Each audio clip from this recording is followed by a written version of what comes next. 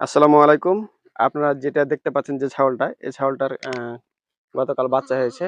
বাচ্চাটা সম্ভবত অপুষ্টি এবং পুষ্টিহীনতায় ভুগছে। সেজন্য আমি আজকে রেনাসল এডি এবং হিস্টোনল করব। আমি গতকালকে করেছিলাম এই রেনাসল এডি এবং পাশাপাশি হিস্টোনল করেছিলাম। আর এই ছাগলটাকে করেছিলাম রেনাসল এডি এবং রেনামাইসিন, যাতে দ্রুত শুকায় যায়। আর সেজন্য আজকে আমি পুনরায় এবং ছাগলটাকে এবং পিফরভেটও করা হয়েছিল ব্যথার জন্য। আজকে রেনাসল এডি এবং হিস্টোনল করব ব্যথানাশক যাতে দ্রুত সেরে যায় এবং শরীর হাত খুব দ্রুত শক্তিশালী হয় বা শরীরে বল পায়। সেজন্য আমি এই রেনাসল এডি এবং হিস্টোনল ইনজেকশন করব। আর কিভাবে করতেছি আমি অবশ্যই আপনাদেরকে দেখাচ্ছি। আপনারা অবশ্যই ভিডিওটি না টেনে দেখবেন। আর যারা এখন পর্যন্ত সাবস্ক্রাইব করেননি, অবশ্যই সাবস্ক্রাইব করে পাশে থাকবেন। আর রেনাসল এডি ইনজেকশনটি করলে দ্রুত শরীরের যেগুলো ঘাটতি আছে, শক্তি পায় না, দুর্বল, যেমন ওই যে পুষ্টিহীনতায় ভুগছে বাচ্চাটা, আমি বাচ্চাটার জন্য কালকে ইনজেকশন করেছিলাম। আজকে আমি সিরাপ খাওয়াবো, সিরাপ দিব বাচ্চাটার জন্য এবং মাটার জন্য ইনজেকশন করব। যেহেতু বাচ্চার ইনজেকশন করার সেরকম পজিশন নেই, সেজন্য আমি আর মাটাকে আমি রেনাসারিডি এবং হিস্টোন ইনজেকশন করব। তো আপনারা দেখুন আমি কিভাবে ইনজেকশন করতেছি।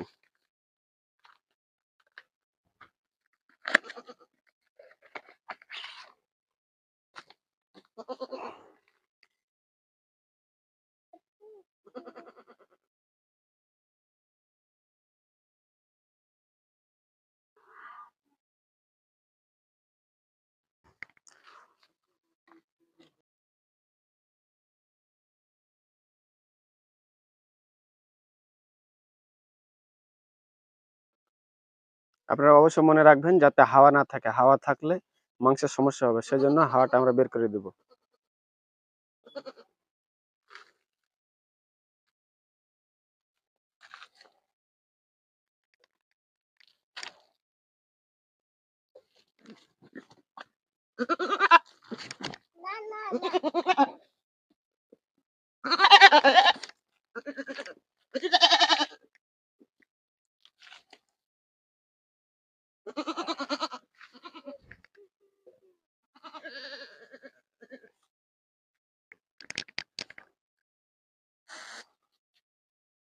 আমার হিস্টোনের ইনজেকশনটি করা হয়ে গেলো। আমি এখন রেনাসারিডি ইনজেকশনটি করব। আপনারা অবশ্যই ভিডিওটি দেখবেন। আর ভিডিওটি ভালো লাগলে অবশ্যই সাবস্ক্রাইব করে কমেন্ট করে পাশে থাকবেন। আর নতুন নতুন চিকিৎসা শেখার জন্য অবশ্যই আমাকে কমেন্ট করবেন। আমি আপনাদেরকে বলবো এবং অবশ্যই আমি ভিডিও করব যাতে আপনাদের সুবিধা হয়। যারা গবাদি পশু পালন করেন তাদের জন্য খুব সুবিধা হবে।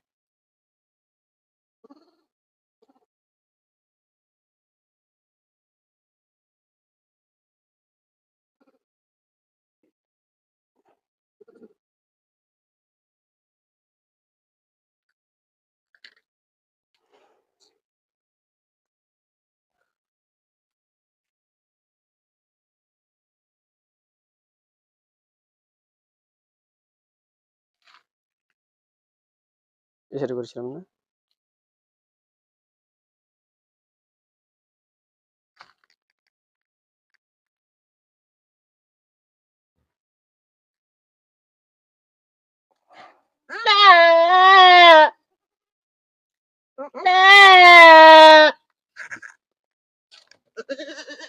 আমার ২ টা ইনজেকশন করা হয়ে গেল। এভাবে খুব কঠিন হয়ে যায়, যদি একজন ধরে তাহলে খুব সুবিধা হবে। সেজন্য অবশ্যই আপনারা কিভাবে ইনজেকশন করতে হবে, কোথায় করতে হবে, আর কোন ইনজেকশন কোথায় করলে ভালো হবে সে বিষয়ে আমি নতুন নতুন আপডেট দিয়ে থাকবো। অবশ্যই আপনারা সাবস্ক্রাইব করে পাশে থাকবেন। ধন্যবাদ। আজকের মতো এখানে শেষ করছি। আল্লাহ হাফেজ।